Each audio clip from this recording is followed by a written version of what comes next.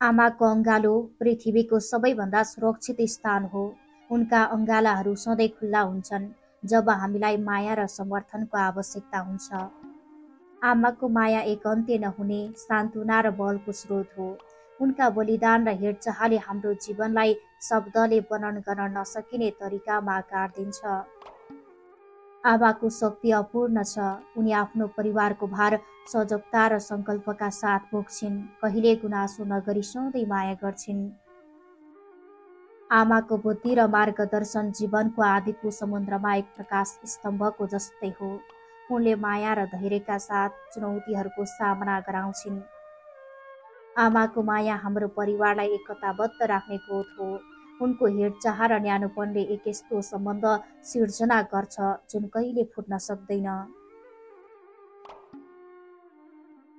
आमाको मुटु बिना शर्तको माया राख्ने खजना हो। उनी कुनै प्रत्युत्तरको अपेक्षा नगरी दिने गर्छिन्, सधैँ आफ्नो परिवारलाई पहिलो प्राथमिकता दिन्छिन्।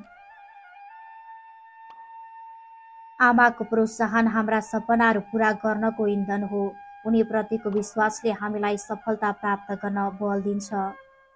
आमाको धैर्यताले उनको गहिरो माया प्रमाणित गर्छ।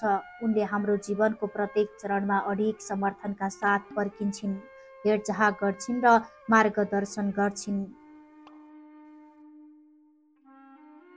आमाको बलिदानको सीमा हुँदैन। उनले आफ्नो आवश्यकता छोडेर परिवारको खुसी र स्वास्थ्य सुनिश्चित गर्न दिन्छिन्। आमाको माया हाम्रो जीवनमा एक निरन्तर प्रकाशको स्रोत हो। उनको उपस्थिति हाम्रो अँधेरो दिनलाई उज्यालो बनाउँछ र हाम्रा मुटुहरूलाई खुसीले भरिदिन्छ। आमाको माया परिवारको धड्कन हो।